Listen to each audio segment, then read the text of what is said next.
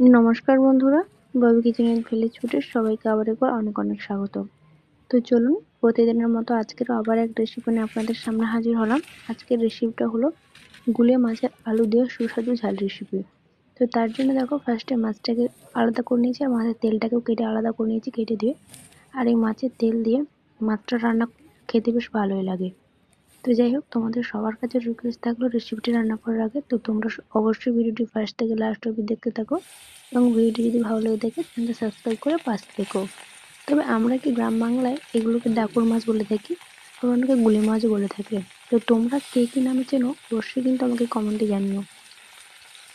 তো এখন রেসিপিটি রান্না করার জন্য ফার্স্টে আমি মাছটাকে লবণ হলুদ মাখিয়ে গরম তেলে এক এক করে ছেড়ে দিচ্ছি, যাতে এপাশ ওপাশ সুন্দর করে লাল লাল করে ভেজে নিতে পারি।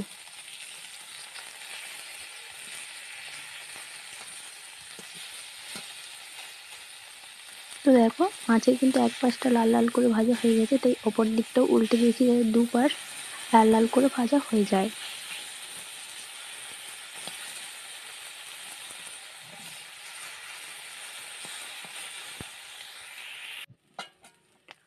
চলো, মাছগুলো কিন্তু এখন এপাশ এবং ওপাশ দুপাশে লাল লাল করে ভাজা হয়ে গেছে।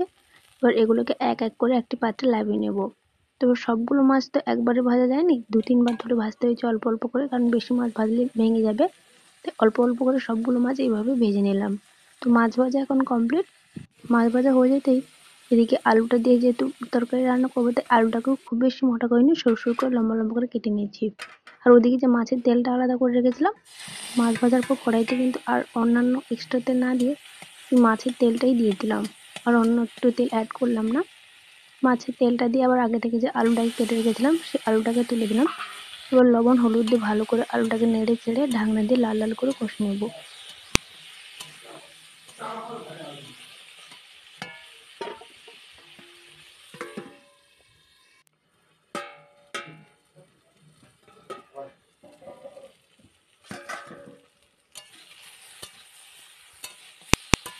চলো, আলুটা কিন্তু এখন সুন্দরভাবে একদম লাল লাল করে ভেজে নিয়েছি। আলুটা ভাজতে ভাজতে কিন্তু অনেকটাই সেদ্ধ হয়েছে, অল্প কিছুটা বাকি আছে পুরো সেদ্ধ হতে। তো এখন দিয়ে দিলাম লঙ্কা বাটা, পেঁয়াজ বাটা, আদা বাটা, জিরে বাটা।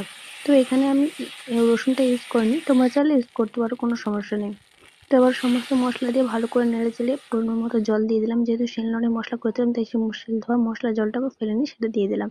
আর সামান্য এক্সট্রা জল অ্যাড করেছি। আর ধনেপাতাটা অপশনাল, তোমরা চাইলে দিতে পারো আবার নাও দিতে পারো। তো জল দিয়ে তারপর ধনেপাতাটা দিয়ে কিছুক্ষণ ঢাকনা দিয়ে ফুটে নিলাম। তারপর ঝোলটা ফুটে আসতেই দিয়ে দিলাম গুলে মাছগুলো উপর থেকে। গুলে মাছগুলো দিয়ে আবারও কিছুক্ষণ ফুটিয়ে নেবো ঢাকনা দিয়ে, নিলেই কিন্তু তরকারিটা রেডি হয়ে যাবে।